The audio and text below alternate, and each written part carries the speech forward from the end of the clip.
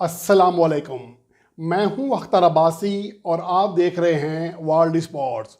Pakistan super league के 7वें addition का कल से कराची के नेशनल स्टेडियम में आगाज़ होने जा रहा है, जब मेज़बान कराची किंग्स मुल्तान सुल्तान जो कि दिफाई चैंपियन है पाकिस्तान सुपर लीग 2022 की, इनका आमना सामना होगा। और इस रिपोर्ट में हम दोनों टीमों का साबका हेड टू हेड रिकॉर्ड और आखिरी दो सीजन यानी 2020 और 2021 में दोनों टीमों के एक दूसरे के दरमियान होने वाले टाकरे और नेशनल स्टेडियम में जो कि इस मैच का वेन्यू होगा वहां पर दोनों टीमों का साबका रिकॉर्ड, इसके हवाले से तफसीलात आपके साथ शेयर करूंगा। और दोनों टीमों का जो बैटिंग स्ट्रेंथ है और बॉलिंग स्ट्रेंथ है इसका जायज़ा पेश करने के साथ साथ दोनों टीमों की जो बेस्ट प्लेइंग 11 है, जिसका कभी इम्कान है कि ये प्लेइंग 11 कल के मैच में मैदान में उतरेंगी, उनका जायज़ा भी इस रिपोर्ट का हिस्सा होगा। सबसे पहले बात करते हैं मुल्तान सुल्तान की, जो कि दिफाई चैंपियन है। गुज़िश्ता जो एडिशन था उसमें वो पहली बार चैंपियन बनी थी। कराची लेग्स में उसकी कारकर्दगी नहायत ही मायूस कुन थी। सिर्फ एक फ़तह हासिल कर सकी थी अपने तमाम मैचेस में, लेकिन जैसे ही टूर्नामेंट रुका उसके बाद यूएई शेड्यूल हुआ तो वहाँ पर मुल्तान सुल्तान की किस्मत जागी और अपने आखिरी 8 में से 7 मैचेस जीते हुए फाइनल मैच जीतने में कामयाब रही। और पहली बार मुल्तान सुल्तान जो है वो पाकिस्तान सुपर लीग की चैंपियन बनी। ये उनकी कारकर्दगी थी। मोहम्मद रिजवान जो कि PSL 2021 से उभरे, उसके बाद 2021 के पूरे साल में वो इंटरनेशनल मैचेस में भी शानदार खेल का मुजाहरा करते रहे और उन्हें ICC T20 cricketer of the year का अवार्ड भी हासिल हुआ। 1326 रन बनाए और मजमूई T20 मैचेस में 2000 से ज़्यादा रन बनाए और वो ये दोनों कारनामे सर अंजाम देने वाले दुनिया के पहले बैटर बने। अब मुल्तान सुल्तान पाकिस्तान सुपर लीग 2022 में मुकम्मल तौर पर उन पर तकिया करेगी। इसके अलावा शान मसूद जो कि गुज़िश्ता प्रैक्टिस मैच में 25 गेंदों पर 40 रन की शानदार इनिंग्स खेलने में कामयाब रहे। इन दोनों ओपनर्स के अलावा जो उनके लिए मेन बैट्समैन होगा वो खुशदिल शाह होगा। गुज़िश्ता मैच में वो तूफ़ानी बैटिंग करने में कामयाब रहे। 51 रन की नाकाबिले शिकस्त इनिंग्स खेली, जिसकी वजह से मुल्तान सुल्तान पेशावर ज़ल्मी के खिलाफ 211 रन का हदफ भी अबूर करने में कामयाब हो गई। इसके अलावा रेली रसौ ये उनके मेन प्लेयर हैं। टिम डेविड जो हैं वो जैसा कि आप जानते हैं कि 155 से ज़्यादा स्ट्राइक रेट है और वो दुनिया भर की तमाम बड़ी लीग्स का हिस्सा बनते हैं। बिग बैश भी खेलते हैं, IPL भी खेलते हैं वो। इसके अलावा सिरे काउंटी की तरफ से खेलते हैं, पाकिस्तान में भी खेल चुके हैं। गुज़िश्ता साल वो लाहौर कलंदर का हिस्सा बने थे UAE लेग में और इस बार वो मुल्तान सुल्तान की नुमाइंदगी करेंगे। और मुल्तान सुल्तान इनिंग्स के आखिर में उनकी हार्ड हिटिंग से महसूस होना चाहेगा और उन्हें पूरा से पूरा इस्तेमाल करना चाहेगा ताकि इनिंग्स के आखिर में तेज़ी से स्कोर बन सके। और जैसा कि आप जानते हैं कि मोहम्मद रिजवान का जो रिकॉर्ड है, अगर वो विकेट पर जम जाएँ तो मिडल ओवर ख़ास तौर पर डेथ ओवर में सबसे ज़्यादा रन से तेज़ी से रन बनाते हैं और वो पाकिस्तान की हिस्ट्री के डेथ ओवर में सबसे ज़्यादा रन बनाने वाले बैट्समैन हैं। स्ट्राइक रेट के एतबार से सबसे कामयाब बैट्समैन हैं। ये उनकी बैटिंग लाइन होगी। इसके अलावा बॉलिंग लाइन में शाहनवाज दानी जो कि गुज़िश्ता PSL में चमके थे और टूर्नामेंट के बेहतरीन बॉलर करार पाए थे, सबसे ज़्यादा 20 विकेटें हासिल की थी। ये इससे गुज़िश्ता एडिशन से पहले शाहनवाज दानी एक भी T20 मैच नहीं खेले थे, लेकिन गुज़िश्ता सीज़न में वो टॉप विकेट टेकर के तौर पर उभरने में कामयाब रहे, जिसके बाद वो पाकिस्तान टीम में भी आने में कामयाब हो गए और अब वो उनके मेन बॉलर के तौर पर होंगे। शाहिद अफरीदी मुल्तान सुल्तान से कोयटा ग्लैडिएटर्स की जानिब मुंतकिल हो चुके हैं, लेकिन अभी उनका फिटनेस का मसला आ गया है, हो सकता है कि वो ना खेल सकें। लेकिन उनके जाने से मुल्तान सुल्तान को बहुत ज़्यादा फ़र्क नहीं पड़ेगा, क्योंकि जब वो कराची लेग्स में मुल्तान सुल्तान का हिस्सा थे तो मुल्तान सुल्तान की टीम सिर्फ एक ही मैच जीत सकी थी। लेकिन UAE लेग में जैसे ही वो टीम से बाहर हुए तो मुल्तान सुल्तान सिर्फ एक मैच हारी और 7 मैचेस जीती। और उनकी जो कारकर्दगी थी गुज़िश्ता सीज़न में, गुज़िश्ता 2-3 सीज़न में शाहिद खान अफरीदी की, वो मुल्तान सुल्तान के लिए बड़ी यादगार नहीं रही थी कि उनको कमी महसूस होगी। अलबत्ता उस्मान कादिर और शाहिद अफरीदी दोनों के एक साथ जाने से उनका जो बॉलिंग स्ट्रेंथ है स्पिन की वो खासी कमज़ोर हुई है। अब उनका जो स्पिन अटैक होगा वो इमरान ताहिर पर डिपेंड करेगा। अब देखना ये है कि मुल्तान सुल्तान की टीम जो पहली बार टॉप स्पिनर्स के बगैर खेलेगी, उसके इससे पहले उनकी जो स्पिन स्ट्रेंथ होती थी वो बहुत ही मजबूत होती थी। अब उस्मान कादिर पेशावर ज़ल्मी में चले गए हैं, शाहिद अफरीदी भी नहीं है उनके साथ, तो उनकी बॉलिंग स्ट्रेंथ जो है वो स्पिन स्ट्रेंथ वो कदरे कमज़ोर होगी। इसके अलावा उनके दीगर कई खिलाड़ी ऐसे हैं जो कि शानदार खेल पेश करते हैं और गुज़िश्ता जो फाइनल मैच खेले थे 11 खिलाड़ी, उसमें से 10 खिलाड़ी रिट्यून हो चुके हैं दोबारा मुल्तान सुल्तान में, इसलिए मुल्तान सुल्तान को बहुत ज़्यादा तब्दीलियाँ करने की ज़रूरत नहीं पड़ेगी। दूसरी जानिब कराची किंग्स अपना ज़्यादातर दारोमदार जो है वो कप्तान बाबर आजम और ओपनर शर्जील खान के ऊपर रखेगी।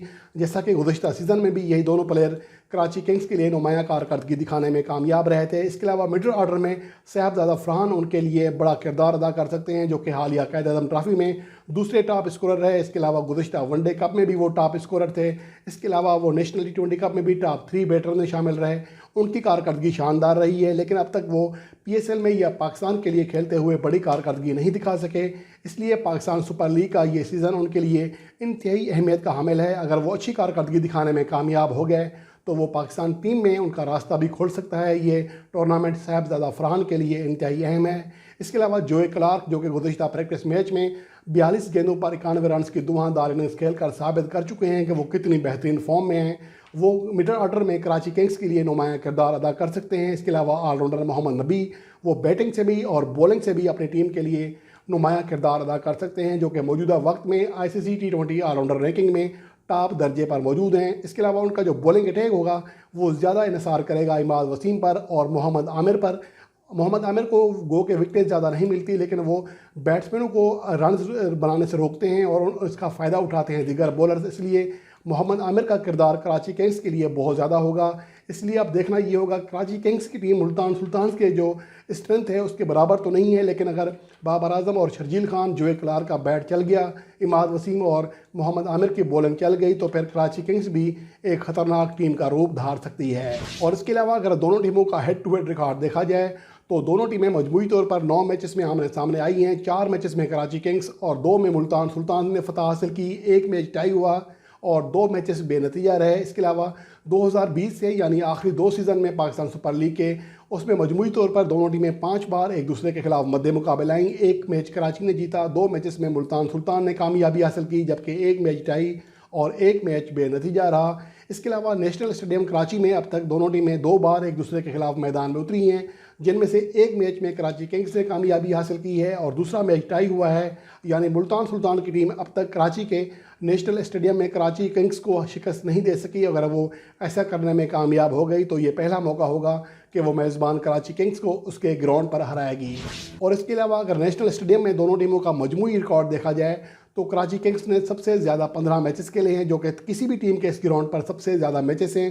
8 जीते हैं, 6 में शिकस्त खाई है, 1 मैच टाई हुआ है। इसके अलावा मुल्तान सुल्तान ने यहाँ पर 9 मैचेस खेले हैं, 3 जीते हैं, 5 में शिकस्त खाई है और उनका 1 मैच टाई हुआ है। इसके अलावा अगर दोनों टीमों की प्लेइंग 11 का जायज़ा लें तो शर्जील खान और बाबर आजम, इसमें कोई शक नहीं कि वो ओपनिंग करेंगे, जैसा कि उनके जो दारोमदार है इन दोनों ओपनर्स की कारकर्दगी पर होगा। इसके अलावा 1 डाउन पोजीशन पर साहबजादा फरहान और 2 डाउन पोजीशन यानी चौथे नंबर पर जोए क्लार्क, जो कि विकेट कीपर भी हैं, वो खेलेंगे। लेविस गरीगरी बेहतरीन ऑलराउंडर हैं इंग्लैंड के, वो 5वें नंबर पर आएंगे। मोहम्मद नबी अफ़गानिस्तान के ऑलराउंडर 6ठे नंबर पर।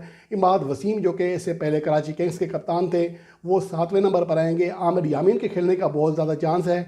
अलबत्ता क्रिस जॉर्डन की जगह जॉर्डन थॉमस या मोहम्मद इमरान में से किसी एक को खिलाना होगा। मोहम्मद इमरान पेशावर ज़ल्मी के लिए बेहतरीन बॉलिंग कराते रहे हैं, हो सकता है कि उनको मौका दिया जाए, वरना जॉर्डन थॉमसन भी इस पोजीशन के लिए ज़्यादा मजबूत उम्मीदवार हैं। इसके अलावा मोहम्मद आमिर 11वें नंबर पर और इमर्जिंग प्लेयर के तौर पर ताहा खान इस प्लेइंग 11 का हिस्सा बनेंगे।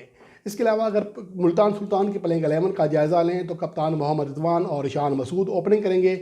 शोएब मकसूद, जो कि उनके मेन बैट्समैन हैं, वो 1 डाउन पोजीशन पर आएंगे। जिसके बाद रेली रसौ, जो कि काफ़ी अर्से से मुल्तान सुल्तान के लिए खेल रहे हैं, वो 4थे नंबर पर आएंगे। उसके बाद 5वें नंबर पर खुशदिल शाह, फिर टेम डेविड, जिनका ताल्लुक सिंगापुर से है, बेहतरीन T20 प्लेयर हैं, डेविड वेले 7वें नंबर पर। अब्बास अफरीदी इमर्जिंग प्लेयर के तौर पर 8वें नंबर पर खेलेंगे। इसके अलावा इमरान खान सीनियर या रोमान राइस की टाई होगी 9वें नंबर पर खेलने के लिए, लेकिन ज़्यादा चांस यही है कि इमरान खान सीनियर खेलेंगे। वो उन्हें KPK में भी ज़्यादा खिलाते हैं, इसलिए उनकी दोनों की केमिस्ट्री अच्छी है। हो सकता है कि वो उन्हें तरजीह दें रोमान राइस के ऊपर। और इसके अलावा इमरान ताहिर और शाहनवाज धानी प्लेइंग 11 का हिस्सा बनेंगे। मुल्तान सुल्तान की इमरान ताहिर हालिया लेजेंड लीग में न सिर्फ बॉलिंग बल्कि बैटिंग में भी अपने जलवे बिखेरते दिखाई दिए। 19 गेंदों पर 52 रन की नाकाबिल शिकस्त इनिंग्स खेलकर अपनी टीम को यानी कि फतह दिलाई थी। बहुत शानदार बैटिंग की थी। अमूमन उन्हें बॉलिंग कारकर्दगी के अतबार से देखा जाता है, लेकिन दी लेजेंड लीग में वो बतौर बैट्समैन भी, हिटर भी सबके सामने आ चुके हैं। अब उम्मीद है कि मुल्तान सुल्तान के लिए भी वो शानदार किरदार अदा करेंगे। इसके साथ ही ये रिपोर्ट यहीं पर ख़त्म करते हैं। आने वाली वीडियो में किसी नए टॉपिक के साथ आपकी खिदमत में हाजिर हूँगा। तब तक के लिए अल्लाह निगहबान।